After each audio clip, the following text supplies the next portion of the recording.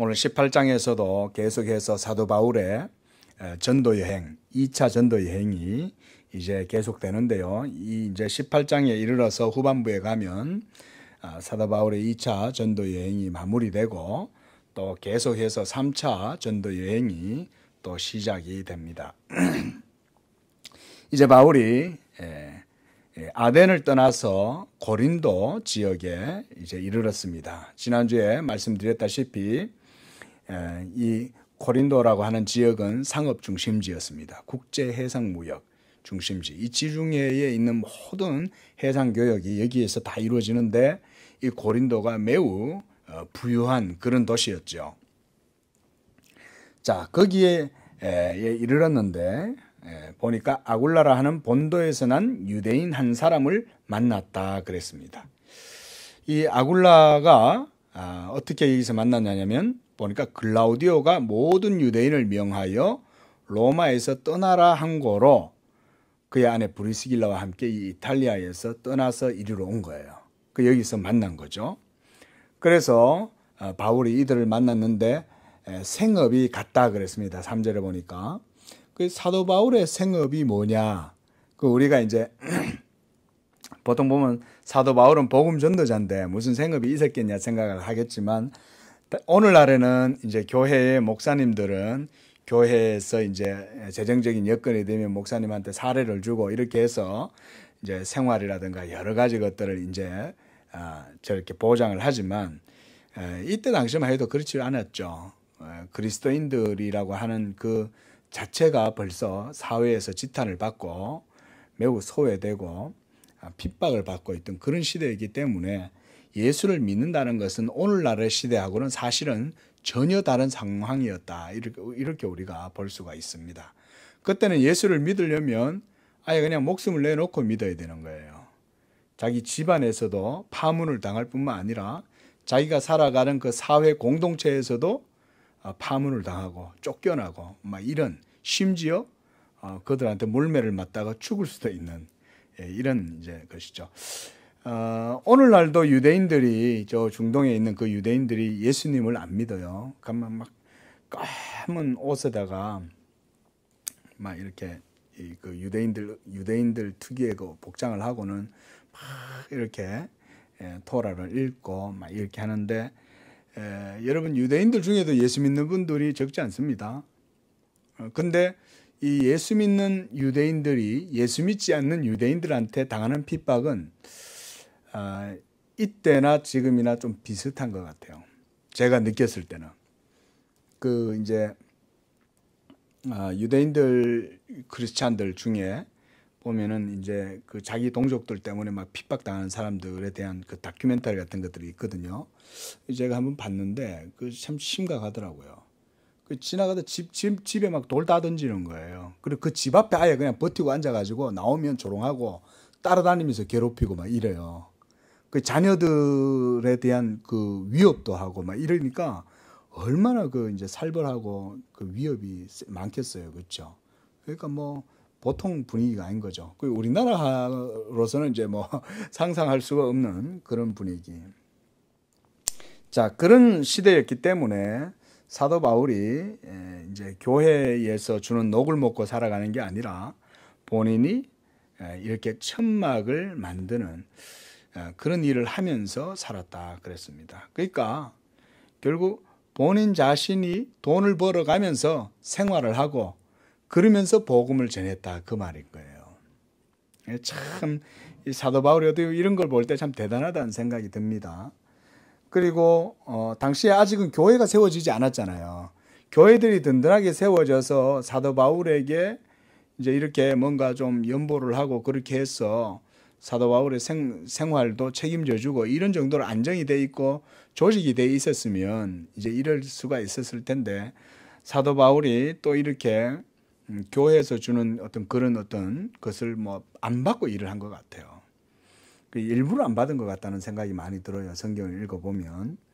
그리고 그렇게 왜냐하면 이 복음의 빚진 자라는 이런 마음이 있었기 때문에 행여나 자기가 교회에서 주는 뭔가를 받아 먹으면 이것 때문에 사도 바울의 대적들이 너무 많잖아요. 그러니까 이제 그가 공격당할 먹거리를 제공하지 않기 위해서 그가 이렇게 했다는 말도 있고요. 그래서 여기서 이제 천막이다 이럴 때는 이제 가죽을 다듬어 갖고 가죽을 이제 다듬고 이렇게 해서 그걸로 이제 천막을 만들 뿐만 아니라 또 초대교회 때 우리가 이제 교부인 크리소스톰이다라는 분은 사도 바울이 그 가죽 신발을 만들었다 이렇게 말을 했습니다. 그랬을 것 같아요. 온 천하를 다 돌아다니려면 제일 중요한 게 신발이었잖아요. 그러니까 사도 바울이 이 가죽으로 신발 만드는 데 있어서 아주 그냥 그래서 저는 아주 개연성이 높다 이런 생각이 들어요. 왜냐하면 크리소스톰이면 뭐 초대교회 이후에 뭐 교부 시대의 사람이니까 충분히 그 당시에서는 그런 주장들이 저는 설득력이 있다고 생각이 됩니다. 자, 어쨌든 이렇게 해서 생활을 하면서 전도 여행을 했다는 것을 누가는 지금 밝혀주고 있는데 바로 이렇게 해서 브리스길라와 아굴라를 만나서 복음 전도 사역을 계속해서 이루어 나가고 있었습니다. 4절에 보니까 바울은 또 계속 그 규례대로 안식일마다 회당에 들어가서 강론하고 그래서 유대인과 헬라인을 권면했다 그랬어요. 자, 이렇게 이 고린도 지역에 있는 이 회당에도 유대인과 헬라인들이 같이 있었다는 것을 우리가 알 수가 있습니다. 그런데 여기서 사도 바울이 권면함이라 이렇게 말할 때 이 권면하다 이 말은요 조금 독특한 표현입니다.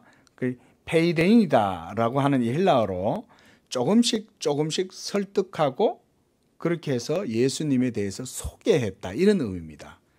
권면했다는 얘기가. 막 강압적으로 이렇게 할 수가 없죠. 유대인들이니까 그렇죠. 그러니까 유대인들한테 그가 어떻게 했겠어요. 그러니까 이제 바로 여러분들 우리 조상의 하나님이 지금까지 섬겨왔고 그리고 우리에게 율법을 주신 그 하나님이 바로 그 율법을 통해서 우리한테 보여준 게 누구냐. 바로 예수님이다. 이걸 가지고 계속 성경을 갖고 설득하고 권했다 이런 말이에요. 그래서 그들이 상당히 그 율법에 대해서 냉담하고 온전치 못한 믿음을 갖고 있었기 때문에 그들을 각성시키고 그렇게 해서 그 부패한 본성과 그 다음 은혜의 어떤 필연성과 그 다음에 구약의 율법과 선지자들이 약속했던 그 메시아 그를 통해서 구원 얻는 방법 이런 것에 대해서 유대인들에게 차근차근하게 설명을 했다. 우리가 그런 의미로 볼 수가 있습니다.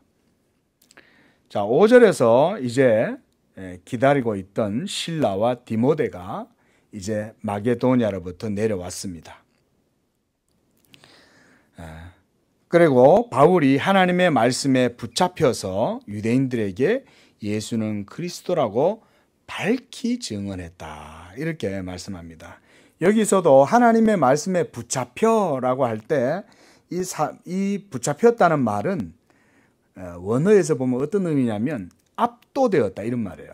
하나님의 말씀에 압도되었다 또는 체포되었다 이런 말로도 볼 수 있어요. 그러니까 뭐냐면 하나님 말씀이 완전히 딱 매여 있는 거예요. 그렇게 해서 붙잡혔다. 우리말로는 이렇게 이제 번역이 되어 있죠. 그만큼 사도 바울은 하나님의 말씀에 사로잡혀서 사역을 했다 이 말인 거예요. 그 누가가 여기서 그것을 기록하고 있습니다. 그리고 이렇게 하나님의 말씀에 사로잡혔다는 얘기는 무슨 얘기일까요? 바로 성령의 붙드심, 도우심을 입었다 이 말씀이죠. 하나님의 말씀은 성령의 내적인 증거를 통해서 얻잖아요. 진리의 성령이 사도 바울을 붙들어 주지 않으면 여러분 이 복음의 진리를 증거할 수가 없습니다. 그래서 우리가 성령을 계시의 영이다 이렇게 말하죠. 계시의 영. 누구에 대한 계시입니까? 예수 그리스도에 대한 계시. 예수 그리스도에 대한 계시. 성령은 철저히 하나님의 말씀만 증거해요. 하나님의 말씀이 없는 성령은 없어요. 왜냐하면 성령 자신이 하나님의 말씀의 영이기 때문에.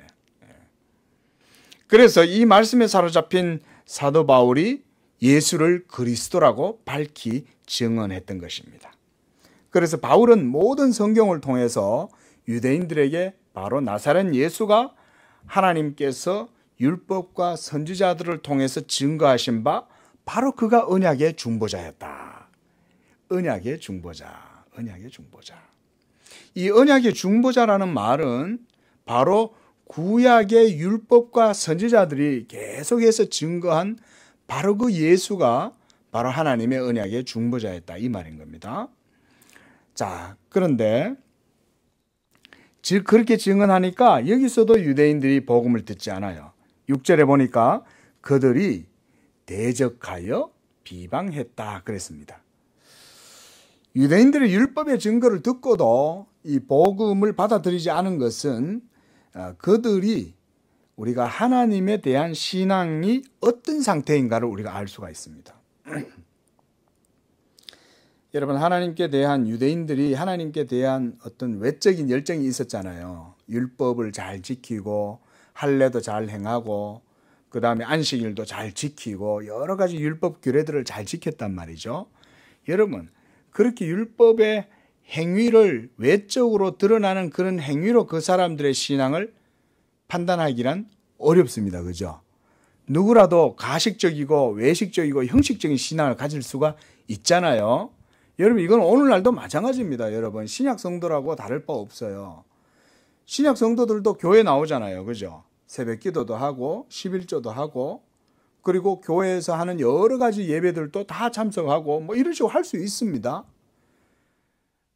우리가 그런 면에서 신약과 구약의 유대인들이나 유대인들이 율법주의에 빠지는 거나 신약 성도들이 형식적인 신앙에 빠지는 거나 다를 바가 없어요. 자, 그런데요, 이 유대인들의 그런 어떤 외적인 형식적인 신앙을 그 내면을 이렇게 들여다보는 방법이 있어요. 그 내면을 바르게 해서 그들이 정말 하나님께 대한 경외심과 하나님의 계명에 대한 사랑과 하나님을 정말로 온전하게 사랑하는가, 이거를 아는 방법이 있는데 그게 뭐냐면 예수 그리스도의 복음을 증거해 보면 알아요. 그러니까 오늘 이 유대인들이 사도 바울을 대적하고 비방했다, 이런 말은 뭐냐면 그들이 왜 율법의 외적인 형식으로 아무리 자신들의 종교적인 모든 삶을 치장해도 그들 속에는 하나님에 대한 경외심이 없다는 겁니다. 없었다는 거예요. 그게 이런 것을 통해서 증명된다는 거예요. 만일 그들이 하나님을 진정한 마음으로 경외했고 그리고 율법의 교훈과 증거를 지켰다면 그들은 사도 바울이 증거하는 바 예수 그리스도에 대해서 믿음을 가질 수 있었을 겁니다. 그러므로 율법을 갖고 있어도 하나님에 대한 진실한 믿음과 경외, 사랑, 이런 것을 갖고 있지 않으면 누구라도 복음을 미워하고 부끄러워하게 돼요. 그래서 여러분, 이게 오늘날 우리 신약 성도들도 외형적이고 형식적인 신앙을 매우 경계해야 돼요. 항상 우리 마음으로 하나님을 경외하는 그게 더 중요하죠. 그러니까 성경에서도 하나님은 뭐라 그러셨어요? 하나님은 사람의 외형을 보신다 그랬습니까? 아니죠. 사람의 중심을 보신다 그러잖아요. 그때 중심을 본다고 할 때 그 중심은 뭘 보는 거냐면 믿음을 보는 거예요. 믿음을. 그 믿음이 있으면 하나님에 대한 사랑이 있고, 그래서 그 사랑이 있으면 복음을 사랑하고 진리를 사랑하게 돼 있는 거예요. 그러니까 여러분, 아무리 신앙생활 잘하는 척해도 진리에 대한 사랑이 없는 사람은 믿음에 반드시 부실함이 드러납니다. 반드시 드러나게 돼 있어요. 그게 믿음이라고 하는 것이 추상적인 개념 같고 영적인 것이니까 눈에 잘 안 드러날 것 같아도 영적인 것은 모든 삶과 직접적으로 관련되어 있기 때문에 다 드러나게 된다.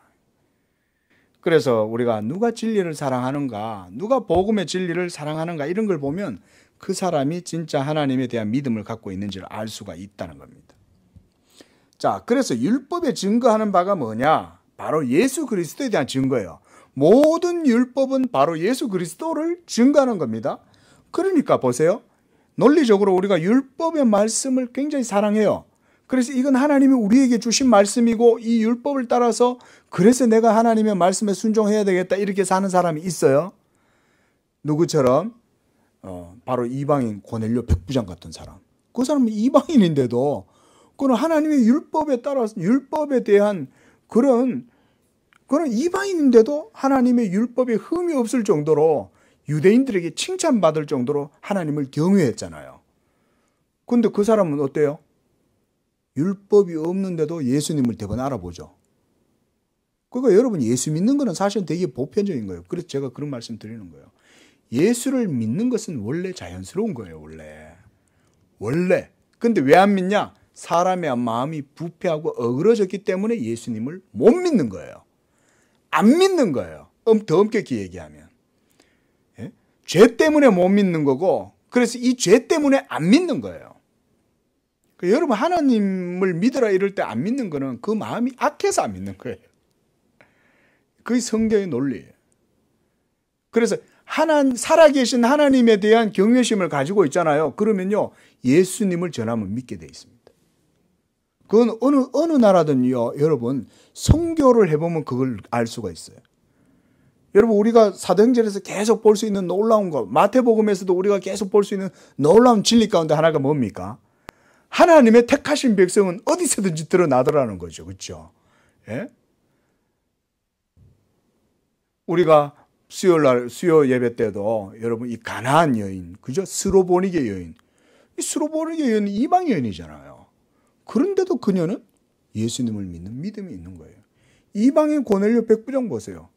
그는 예수님에 대해서 경외심을 가지고 많은 선한 일들을 유대인들에게 행했어요. 그리고 우리가 사도행전에서 나오는 백부장도 마찬가지죠. 여러분, 이렇게 어디든지 간에요, 선교의 현장에 가면은 하나님을 믿기로 작정된 사람들이 있어요. 근데 그들에게 한 가지 공통점은 뭐냐?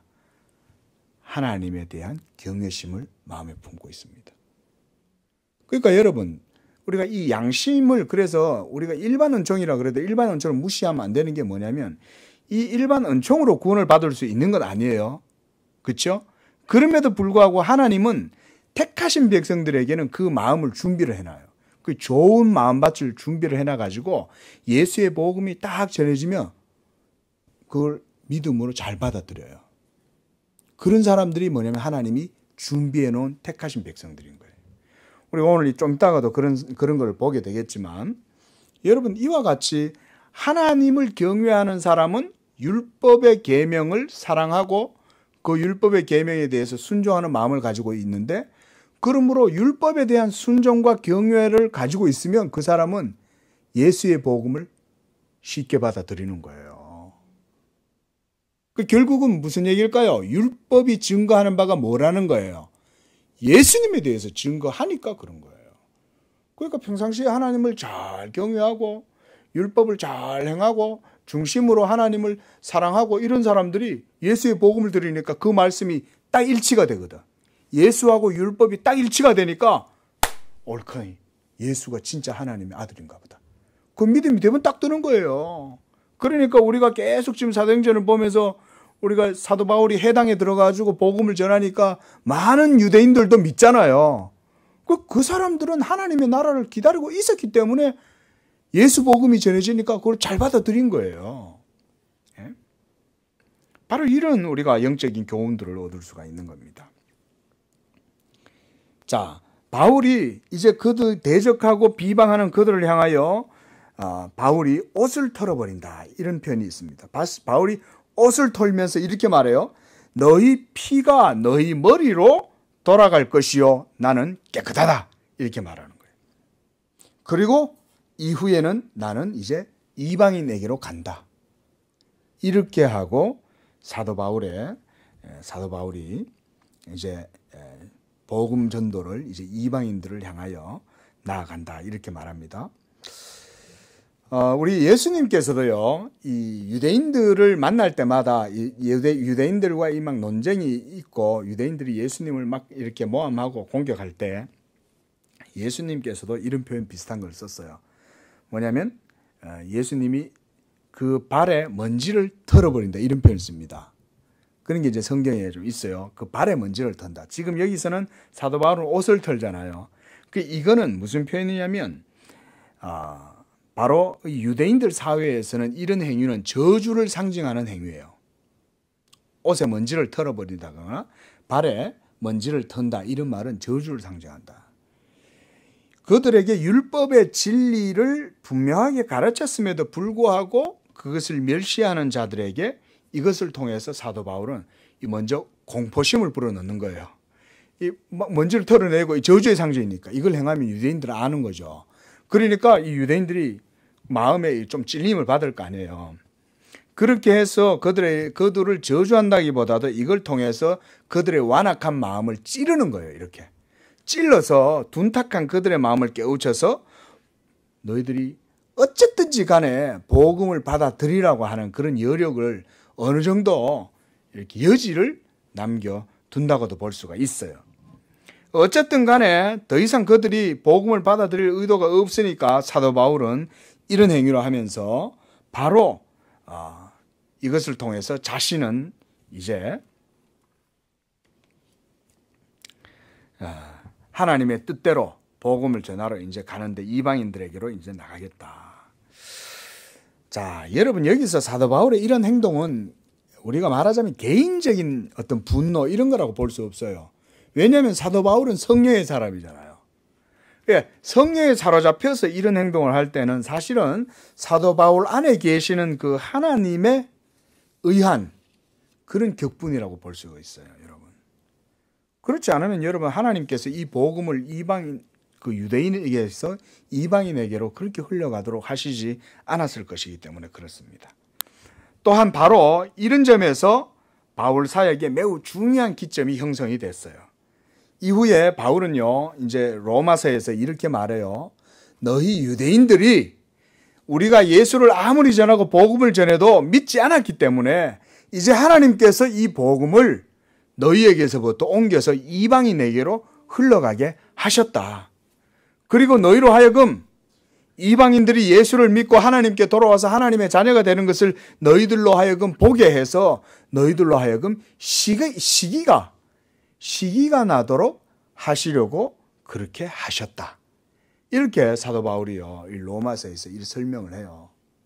결국은 유대인들이 믿지 아니함으로 복음이 이방인에게로 흘러가죠.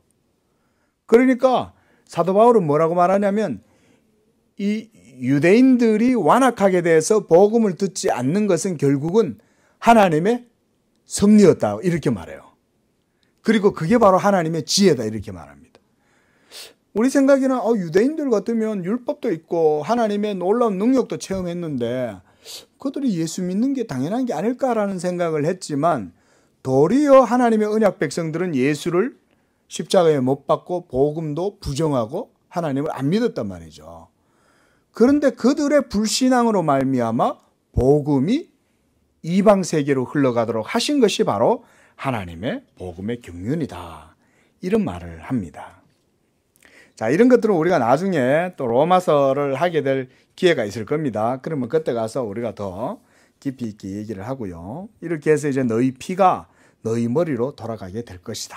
이 참 무서운 말이죠. 너희 피가 너희 머리로 돌아가게 될 것이다. 누구든지 하나님의 부르심을 배척하고 이러한 생명의 복음을 회방한 그들은 이러한 책망과 형벌을 받게 된다고 사도 바울이 말하고 있습니다. 그리고 아울러 자기 자신은 이제 복음 전할 의무를 다 했다는 거예요. 내가 이렇게 너희에게 믿으라고 이렇게 복음을 전하고 계속해서 너희들 강구했는데도 너희가 받지 않았으므로 너희의 피에 대해서 나는 아무것도 나한테 돌려줄 책임은 없다, 이런 말을 하는 거죠. 자, 이렇게 해서 7절에 그는 이제 자리를 옮겨서 하나님을 경외하는 디도, 유스도라고 하는 사람의 집에 또 거처를 하면서 그곳에서 예수의 복음을 전합니다. 그리고 8절에 보니까 회당장 그리스보도 예수를 믿었다, 이렇게 말합니다. 회당장이라 그러면 이제 그 회당의 장이죠. 회당을 관리하고 여러 가지 사물을 보는 사람입니다. 그런데 그가 예수를 믿은 거예요. 회당장, 유대인이잖아요. 그리고 수많은 고린도 사람들도 듣고 믿었다. 그리고 세례를 받더라 그랬습니다. 자, 여러분 이런 일을 통해서 볼 때 우리는 계속해서 복음의 역사는 하나님의 성령의 역사로 이루어진다는 것을 볼 수가 있습니다. 그렇죠? 우리가 엄격히 우리가 좀 더 자세하게 얘기를 하면 사도 바울은 이게 언변이 그렇게 능통한 사람이 아니었어요. 지식은 많은데도 언변이 능하지를 못하니까 이게 참 말이 어눌해가지고 설명을 잘 못했는데, 놀라운 것은 하나님이 그런 사도 바울을 사용해서 이와 같은 역사를 이루신다는 것입니다. 우리 양재교회도 기도하시기를 바랍니다. 우리가 서로 기도하십시다. 우리가 복음 전도를 할 때에 이와 같이 성령이 역사하고 하나님께서 역사하셔서 이처럼 듣고 믿어 세례를 받는 백성들이 많이 우리 양재교회를 통해서 일어나게 되기를 축원을 드립니다. 이런 복음의 역사가 있기를 바랍니다. 자, 그때 하나님께서 계속해서 이 바울을 격려하십니다. 밤에 9절에 주께서 환상 가운데 바울에게 말씀하시되 두려워하지 말고 침묵하지 말고 말해라. 자, 주님께서는 복음을 전하는 일에 있어서 바울에게 침묵하지 마라. 그리고 담대하게 모든 것을 증거해라고 말해요. 그리고 내가 너를 도와서 함께 하겠다. 그러므로 어떤 사람들도 너를 대적하거나 너를 해롭게 할 자가 없을 것이라고 사도 바울을 격려해 주고 계십니다. 여러분, 이처럼요, 하나님은 종들에게 자기의 사역을 맡겨 놓으실 때요, 그냥 하라고 그냥 안 내버려 둡니다. 그 때때마다 와가지고 하나님께서 이 종들에게 위로해 주시고 격려해 주시고 힘을 북돋아 주시는 것입니다. 이게 바로 여러분 복음의 사역이에요. 왜냐하면 복음의 사역은 누구의 사역입니까? 하나님의 사역이기 때문에. 하나님 자신의 사역입니다. 바로 저는 그래서요, 우리 양재교회가 이 복음을 최고의 가치로 삼는다 그러는 거예요. 왜냐하면 바로 하나님의 이 세상의 사람, 죄인들을 구원하시는 하나님의 수단은 바로 예수 그리스도의 복음이기 때문에 그래요. 이 복음의 진리를 통해서 하나님께서 오늘날도 역사하시는 줄로 믿습니다. 그러니까 우리가 이 복음의 말씀을 굳게 붙들고 나아가야 되는 것입니다. 자, 12절에서 16절까지 보면 이제 또 소동이 한바탕 벌어집니다. 갈리오라고 하는 이 총독이, 이 아가야 지역이 총독이었습니다. 그 유대인들이 바울을 대적해 가지고 그를 법정으로 데려가요. 그러면서 13절에 이 사람들이 이제 중상을 하죠. 뭐냐면 율법을 어기면서 하나님을 경외하라고 사람들을 권한다, 이렇게 말해요. 참, 이 유대인들은 항상 예수님한테도 항상 뭐라고 공격합니까? 당신의 제자들은 왜 율법을 안 지킵니까? 이렇게 고발을 하잖아요. 여기서도 똑같죠. 계속해서 하나님의 율법, 거룩한 말씀을 이용해 가지고 자신들의 악함에 이 하나님의 율법을 이용하는 이런 악함들이, 여러분 얼마나 악해요, 그죠? 하나님의 말씀이잖아요. 유대인들에게 있어서 율법이라 그러면 얼마나 이게 엄하고, 이게 얼마나 이게 두려운 겁니까? 그런데요, 여러분 보세요. 이 율법을 이용해서 지금 거짓말을 하잖아요. 그래 놓고 돌아가 가지고는 율법 잘 지키는 척 할 거 아니에요. 그걸 지금 누가가 이걸 통해서 보여준다고 하겠습니다. 자, 율법을 어기면서 하나님을 경외하라고 사람들을 권한다. 이게 이제 고소의 내용이에요. 그래, 이게 이제 갈리오 총독이 가만히 듣고 보니까 이거는 뭐 무슨 형사법적으로 문제가 있는 것도 아니고 누구를 때린 것도 아니고 그렇다고 무슨 뭐 로마법을 어긴 것도 아니고, 그 따져보니까 아무것도 없으니까 그냥 내보내준 거예요. 그 14절에 보니까 너희 유대인들아, 만일 이것이 무슨 부정한 일이나 불량한 행동이었으면 내가 너희의 말을 들어주는 것이 옳겠지만 언어와 명칭과 너희 법에 관한 것이면 너희들이 알아서 처리해라, 이렇게 얘기해 주는 거죠. 그러니까 이제 그 16절에 그들을 법정에서 쫓아내니 모든 사람이 회당장 소스데네를 잡아 법정 앞에서 때리되 갈리오가 이 일을 상관하지 않았다. 자, 로마의 총독 입장에서는 유대인들은요, 뭐 거리끼는 존재들이에요. 그렇게 달가운 존재들이 아닌 거예요. 그러니까 저들끼리 종교 문제 때문에 서로 막 편이 나누어져 가지고 막 고소하고 싸우고 막 이렇게 때리고 이렇게 해도 그냥 내버려 두는 거예요, 그냥. 왜냐하면 이제 저들끼리 서로 막 지리멸하게 막 이렇게 분열이 되고 이러면 이제 자기 입장에서는 그게 이제 고소한 거죠. 그러니까 이제 별 상관을 안 하는 거예요. 자, 18절에서 사도 바울은 이제 형제들과 작별하고 배 타고 수리아로 떠나갈 때 브리스길라와 아굴라도 함께 갔다 그랬습니다. 그리고 바울이 일찍이 서원이 있었으므로 갱그레아에서 머리를 깎았더라. 자, 여기에서 여러분 바울이 서원을 했다. 그리고 갱그레아에서 머리를 깎았다. 이거를 뭐 여러 사람들이 이런저런 얘기가 있는데 이거는 뭐 크게 중요한 얘기는 아닙니다. 이 민수기서 6장에 보면요, 유대인들은 나시린이라고 하는 사람들이 있어요. 이 나시린들은 뭐냐면 서원을 한 사람들이에요. 그래서 하나님의 사람으로 드려지는 사람들, 그들을 이제 나시린이라고 그러는데 이 나시린의 서원을 일컫는 것이라고 봐요. 그리고 이때 나시린은 일평생 나시린이 있습니다. 일평생 나시린이 있고 또 단기간의 나시린이 있는데 아마 사도 바울은 이 단기간의 정도의 기간에서 나시린 이 율법의 그 규례를 따라서 행한 것으로 보여요. 자, 여기에서 그러면 사도 바울이 머리를 깎을 정도로 이 율법을 지켰다면 사도 바울이 그러면 율법에 순종했다 뭐 그런 얘기 아닌가요? 그게 아닙니다. 우리가 저번에 우리가 아디아포라 기억나십니까? 아디아포라? 본질적인 게 아니라 비본질적인 것이죠. 그러니까 유대인들과 괜히 마음을 상하게 하고 심기를 불편하게 해서 이 서로 뭔가 아직까지는 여러분 율법에서 복음의 시대로 넘어가는 요 이제 과도기 시대잖아요. 그런 과도기 때 시대에는 잘못하면 여러 가지 그 어떤 뭐랄까 위기감이 조장될 수 있거든요. 위화감 이런 거. 그러니까 그때 이제 사도 바울이 잘 처신을 하는데 이렇게 처신을 하는 거예요. 그래서 머리를 깎는 거예요. 이게 왜 이런 서원을 했는지는 불분명해요.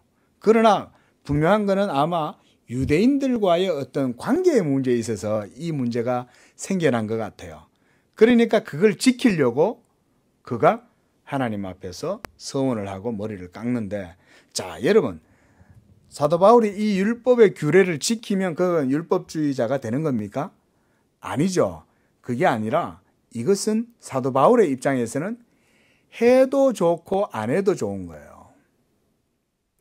머리를 깎는 그 율법을 따라서 머리를 깎는 그 행위 자체는 해도 되고 안 해도 돼요. 근데 분명한 건 그가 하나님께 서원을 했어요. 그 유대인들하고 관련된 서원이죠. 그러니까 서원을 했기 때문에 저는 머리를 깎았다고 봅니다. 우리가 오늘날도 마찬가지입니다. 우리가 신약의 시대지만 우리가 하나님 앞에 가끔 가다가 믿음으로 하나님 앞에 마음을 정해서 맹세할 때가 있죠. 그럴 때가 있잖아요. 뭔가 기도 제목이 있거나 아니면 하나님께서 내가 이제 마음의 믿음으로 마음을 정해가지고 기도를 하는데 하나님께서 이렇게 제가 이런 큰 문제가 있는데 이 문제에 대해서 하나님 제가 기도를 하는데 하나님께서 이에 대해서 응답해 주시면 제가 어떻게 하겠습니다. 예를 들어서 이렇게 우리가 하나님 앞에 서원할 때가 있어요. 신약 성도들도요. 그러면 여러분 그건 어떻게 해야 될까요? 지켜야죠. 왜냐하면 내가 믿음으로 하나님 앞에 고백을 했잖아요. 기도한 거잖아요. 그러니까 그거는 하나님 앞에서 말을 발산했을 때는 하는 거예요. 그러니까 여러분 웬만하면 하나님 앞에 나 이래 하면 이래 할게요. 서운하고 그렇게 맹세 아무렇게나 하면 안 됩니다. 왜냐하면 경솔한 서원은 경솔한 결과와 열매를 맺어요. 절대 그러면 안 돼요, 여러분.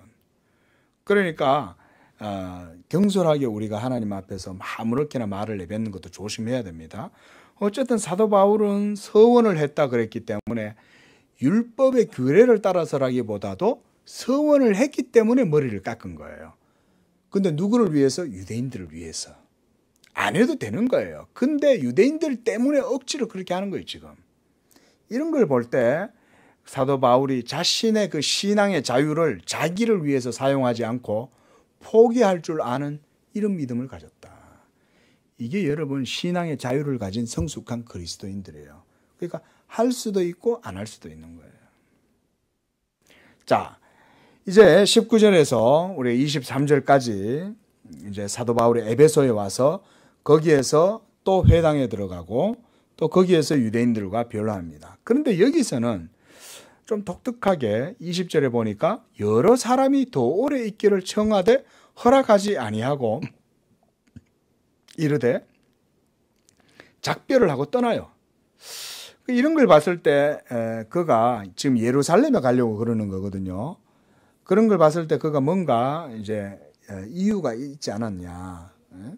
왜냐하면 여러 사람이 더 오래 있기를 청했는데도 불구하고 그가 그들에게 허락하지 않고 그래서 작별하고 갔다 이럴 때 이런 걸 볼 때에 어떤 분명한 어떤 뜻이 있었다고 생각을 합니다.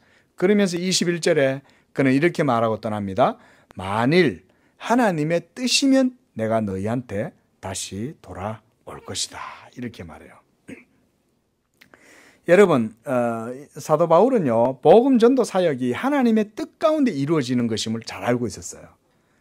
그렇기 때문에 그가 무슨 일인지는 몰라도 예루살렘으로 지금 급하게 돌아가려고 하니까 지금 이 에베소 성도들이 더 오래 좀 있었으면 좋겠다 하더라도 사도 바울이 오히려 허락하지 않는다는 거예요.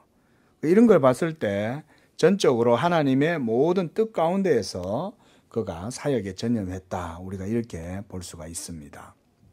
그러면서 22절부터 보니까 가이사라에 상륙하고 또 올라가서 교회의 안부를 물은 후에 안디옥으로 갑니다. 그런 이후에 또 얼마 지나서 갈라디아와 부르기아 땅을 차례로 다니면서 모든 제자들을 굳건하게 했다. 그 교회를 돌봤다는 거예요. 자기가 막 가는 곳곳마다 이제 교회를 세웠잖아요. 그러니까 그들이 그곳에서 신앙생활을 잘하고 있는지 가는 곳곳마다 돌봤다는 거예요.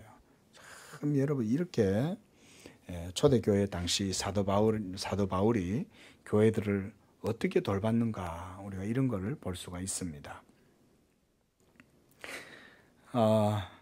자 24절 그런데 이 사도 바울이 이제 떠나고 난 이후에 에베소에 어떤 사람이 오냐면 바로 알렉산드리아 출신 아볼로라고 하는 사람. 여기서 우리가 아볼로라는 말은 우리가 헬라어로 우리가 다 많이 들어보죠. 아폴로 뭐 이런 말이에요. 이 아폴로. 자, 그래서 이 아폴로라고 하는 사람이 이 유대인인데 이 사람은 그 에티오피아 출신이에요. 그 알렉산드리아는 이제 그 이집트 북부 지역, 그러니까 지중해 연안에 있는 그 큰 도시를 말해요. 거기 출신이에요. 근데 이 사람이 어떻게 에베소까지 왔는지 그건 정확하게 잘 모르겠어요. 정확히 모르겠는데 학자들에 따르면 아마 이 사람은 이제 그 상인 무역 같은 걸 하면서 다니면서 복음을 전한 사람이 아니냐 그렇게 봐요. 왜냐하면 여기 보면요. 이 사람에 대한 설명이 나옵니다. 누가는 이 사람에 대해서 뭐라고 말하냐면 이 사람은 언변이 좋고 성경에 능통한 자다 이렇게 말해요. 이게 우리 한글개혁성경 옛날 한글개혁성경에는 이 사람은 학문이 많고 이렇게 말해요. 그러니까 아주 학자적인 그런 스타일, 스칼라십을 가지고 있는 사람이었다. 예? 자, 그래서 그는 학문이 깊고 웅변에 능한 이런 사람이고, 그래서 바로 이런 조건이 당시 헬라의 그런 시대, 헬라 문화의 적격이었기 때문에 이 고린도 교회와 이 에베소 지역에 있는 많은 사람들에게 아마 어떤 영적으로나 지적으로 영향을 많이 미쳤을 것이다. 이렇게 봐요. 자, 그런데 재밌는 건 여러분 보세요. 사도 바울이 이렇게 급하게 어디론가 지금 가잖아요. 그 자리를 비웠어요. 그죠? 자리를 비웠는데, 그런데 바로 이 자리를 누가 채우냐? 아볼로가 채워주는 거예요. 여러분 보세요. 하나님께서 이 바울의 부재 중에 이 아볼로라고 하는 유대인을 보내서 그의 공백을 메우게 하시는 거예요. 참 하나님은. 그래서 나중에 사도 바울은요, 이 아볼로를 아주 귀하게 아낍니다. 그리고 나는 뿌렸고 아볼로는 물을 주었다 이렇게 표현해요. 그 정도로 아볼로의 사역의 권위와 그리고 이 사도 바울에게 있어 사역에서 굉장히 큰 비중을 차지했던 사람이 바로 이 아볼로였습니다. 그러니까 나는 뿌렸고 아볼로는 물을 주었다 이렇게 얘기하잖아요. 얼마나 큰 사람이에요, 그가. 심지어 이 고린도 교회 내에 분파가 있다 그랬죠. 4개 파. 예? 그리스도파, 바울파, 게바파, 베드로파죠. 그 다음에 아볼로파가 있어요. 그 아볼로가 그만큼 대단한 사람이었습니다. 심지어 어떤 학자는 히브리서를 아볼로가 기록한 게 아니냐 이렇게까지 봐요. 예. 왜냐하면 이 구약의 그 유대의 여러 가지 제사 예법이나 유대의 그 종교에 대한 그 맥락을 정확하게 히브리서가 읽고 있거든요. 그러니까 이제 아볼로가 아니냐 뭐 이런 식으로 추측하는 사람이 있는데 어쨌든 히브리서 저작은 정확하진 않습니다. 뭐 저는 개인적으로는 이제 사도 바울이다 이렇게 생각을 하지만 자, 어쨌든요.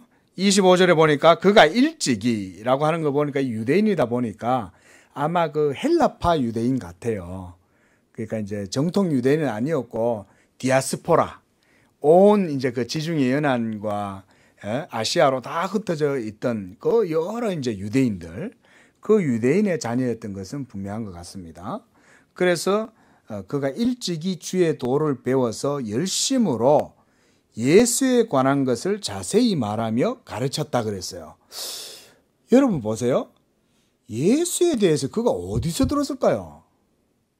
모르긴 몰라도 아마 예수님이 사역했던 그 3년 우리가 공생의 기간 동안 예수님을 따라다녔던 수많은 사람들이 있었잖아요. 그리고 또 이 예수님을 따라다닌 행적들이 그 이스라엘 지경뿐만 아니라 그 주변에 있는 다른 나라에도 많이 퍼졌을 거 아니에요. 소문이 있고 여러분 그런 5병이어 7병이어의 기적 뭐 죽은 사람이 일어나고 뭐 이런 기적들이 일어나면 뭐 그 소문이 어마어마하게 퍼졌겠죠 당시에. 자, 그런데 이 사람은 마지막에 보니까 요한의 세례만 알 따름이라 그랬어요. 예수님에 대해서 그가 알기는 알았는데 요한의 세례만 알았다는 걸 볼 때 이 사람의 지금 성경에 대한 이해는 어디까지 딱 멈춰 있는 거예요. 세례 요한의 세례까지만 딱 멈춰 있었던 거예요.